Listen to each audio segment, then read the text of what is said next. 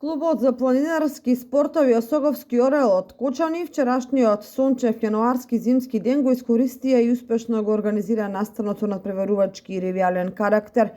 Ревијален надпревар во брзо одење со планинарски стапчиња Nordic Snow Trail 2024 и надпревар во брзо трчање.